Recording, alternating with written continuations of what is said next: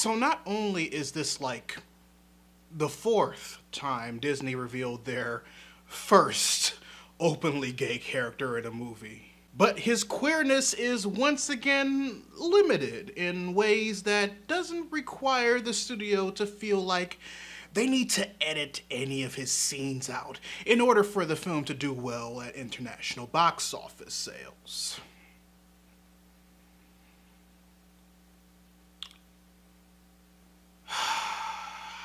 It's the same old song and dance all over again, and I'm just so fucking tired.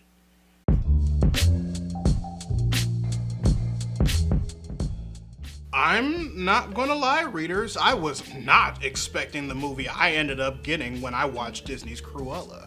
I mean, yes, I anticipated that this would be an alternate universe take to the rise of the Disney villain, outside of how she's normally depicted in the animated movies and the Glenn Close movies before this one. But instead of how they were inspired by Wicked to make Maleficent, I, along with countless others considering how the trailer looked, thought Disney was going to go the route of Todd Phillips' Joker. But what I saw instead was a pretty decent mix of The Devil Wears Prada and Ocean's 11 as far as the story is concerned, surprising yet refreshing takes on original characters from 101 Dalmatians, and an absolutely hilarious trauma trigger for Cruella that they 100% took seriously. Oh my God. Okay. So, there are obviously going to be spoilers for 2021's Cruella in this video. So if you want to watch the movie before watching the rest of this video, please, I urge you to do so. But for everyone else, trust me, I was just as surprised as you were when I saw that they actually went with the decision of having Estella's adopted mother, Catherine, get killed by Dalmatians at the behest of the movie's human villain, the Baroness von Hellman. But if the movie treats it as a serious traumatic trigger for Estella's eventual mental break into fully forming the persona that eventually becomes Cruella de Vil by the end of the movie, then so do I guess. And while it's not necessarily the main critique I have with the film, it does play a factor into the initial problem I do have with Disney's Cruella. And that's pretty much how far the narrative goes to explore the genesis of Estella/Cruella's battle with her mental health in ways that honestly do more harm than good. You see, over the course of the movie, even when we see her as a child, we see Estella display over the course of the movie symptoms of bipolar disorder, and this was even before Catherine met her untimely demise. And part of the reason why we're even able to equate what she's going through to a mental disorder is because of a line of dialogue stated by Estella that's both in the trailers and the movie itself. Brilliant, bad, and a little bit mad. Of course, this is alluding to her more villainous nature as it was conceived in every iteration of the character before this more anti-hero approach that the movie makes. But in watching the movie from beginning to end, you can tell that the little bit mad portion is referring to her, while obviously exaggerated in order to display her villainous roots, showing symptoms usually associated with the at the time unnamed bipolar disorder. We actually saw bits of it from her as a child when she was destructive, and Catherine established the Cruella persona within her as a way of keeping it in check. But it wasn't until after Estella unearthed said persona in order to distract the Baroness in the failed necklace heist, the one in which she had the mental break upon learning Catherine's death wasn't her fault, but Von Hellman's, that we see her start to spiral into both extreme and exaggerated takes of a lot of the symptoms usually associated with the mania related to bipolar 1. Anger and irritability. Cruella gets things done. Stella does not. And I have things to do. Excessive energy and restlessness. High self-esteem. I'm just getting started, darling. Reckless behavior. All symptoms usually associated with the diagnosis of bipolar 1. And while she doesn't really experience a lot of the symptoms usually associated with bipolar 2, the ones usually linked to depression, the shift in her state from the initial trigger of the dog whistle clearly negatively affects Horace and Jasper once the mania is in high gear. I'm Mrs. Stella. Now, if this was all there was to it, what we saw throughout Estella's episode regarding her actions against the Baroness would have been more acceptable as a display of a character suffering from bipolar disorder. After all, the movie took place in London's punk rock movement of the 1970s, and while there was always history of it tracing back to the mid-1800s, bipolar disorder, as we currently know it, wasn't properly documented and diagnosed until the 1980s, roughly 10 years after the movie takes place.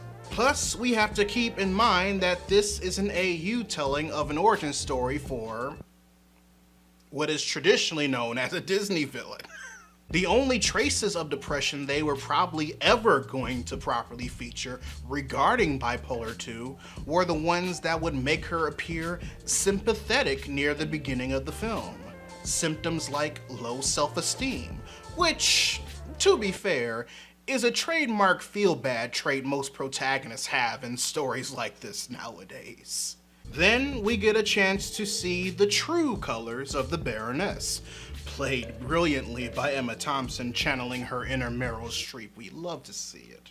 We see that she constantly displays the symptoms of another mental disorder, more specifically antisocial personality disorder, previously known as psychopathy. She has a disregard for right and wrong. We need to sue her for defamation, false imprisonment, vandalism, something. She's callous, cynical, and disrespectful of others. She uses her wit to manipulate others for personal gain. Oh, Estella, I'm surprised at you holding out on me. But I was on my lunch break in a public space. Yes, I own the alley. Alleys, designs, people, their souls. Check your employment contract. She's arrogant and has a strong sense of superiority. Well, you're fired. She's prone to hostility and violence when things don't go her way. And, most importantly, she lacks empathy for and has little to no remorse about harming others. Idiot. Now, I say that last bit is the most important, specifically when it comes to this movie, because not only does the Baroness blowing her dog whistle trigger Estella to enter the state of mania we see her in over the course of the second act of the movie, showing us that she was in fact responsible for the death of Catherine, but it also plays a factor into when we find out that the Baroness is actually Estella's birth mother and had the intention of having her killed at birth so that she could focus on her career. Now, obviously, that's some notorious ass shit. However, it's with this reveal that we run into the ethical problem that the movie tends to heavily lean into once Estella learns about her true heritage. Because once this revelation is made, the movie implies that Estella is the way that she is, specifically because the Baroness is her mother. Not once. I'm not like her. I'm better. But twice. It all makes sense now. What? That you're so extraordinary. Of course, you're mine.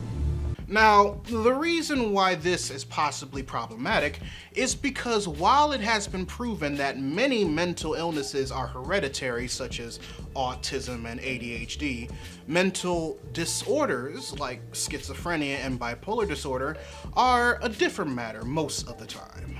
Yes, there is a possibility that the child of a parent with bipolar disorder can, in fact, also inherit bipolar disorder, but whether someone gains a mental disorder is a mixture of genetics and environmental factors. Despite triggers existing, there's no real switch inside of a person's mind that can be turned on to suddenly activate it. But while at the same time, the chances of someone not gaining such a disorder on a genetic scale alone start at 99 out of 100, with one parent reducing that ratio of their child not getting it to 90 out of 100 if they themselves have the disorder. What I'm saying is that at the end of the day, trying to pinpoint how mental disorders are passed down from a genetic scale is still a work in progress, and something that even as this video is playing, people smarter than both you and me are trying to figure it out. And so far, one of the things that have been discovered about bipolar disorder is that it is, in fact, linked with the likes of schizophrenia and both clinical depression and anxiety, and that those can genetically affect family members as separate entities. What hasn't been discovered, however, is that if any other mental disorders similar but not related to bipolar disorder can develop in a child from a parent with a disorder outside of that immediate family. Just like how Disney's Cruella implies that Estella developed her bipolar disorder from her biological mother, who suffers from antisocial personality disorder.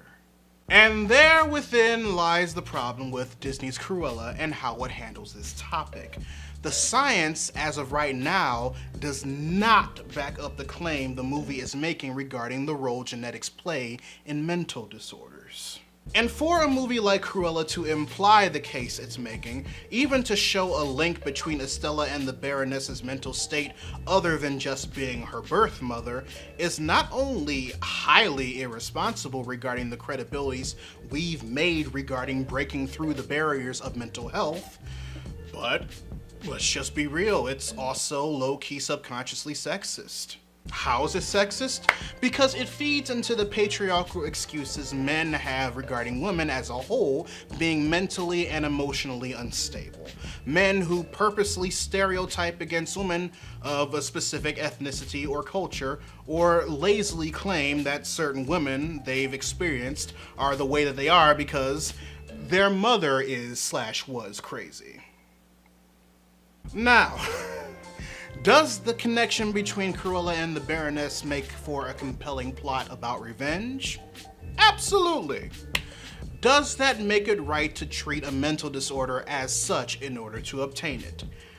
Absolutely not. And this isn't me saying that I think villains shouldn't be the victims of mental disorders either.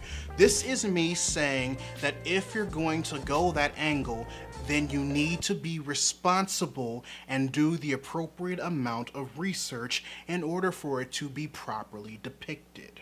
Otherwise, you're going to do more harm than good regarding how certain mental disorders work, and people will base it more around the fiction rather than the fact. If you want a good resource regarding how to tackle both mental illnesses and disorders in fiction, and even in video games, real talk, I highly recommend Hello Future Me's video essays he did on the subjects about a year ago.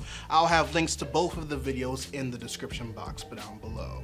But nevertheless, readers, your homework assignment for the day. Write in the comment section below what you thought of Disney's Cruella if you've seen it. Or if you feel like sharing with the rest of the class, a film you've seen, recent or otherwise, that tried to take on mental disorders in their own unique way that might have unintentionally dropped the ball in some way, shape, or fashion. Get it? fashion. Because of I'm sorry, I shouldn't have done that. I apologize so hard. Whichever question you decide to answer, I'd love to know your thoughts. If you want to help financially support the channel, you can join my Patreon by clicking the card at the end of the video or in the link in the description down below, where you can also find a link to my merchandise store. Or if you prefer to give a one-time donation, you can find links to my PayPal and my Ko-fi account in the description box as well. Also, make sure you subscribe to the channel and turn on notifications, because I post new videos every Monday, Wednesday, and every other Friday. But until then, this is Readus 101. Class dismissed.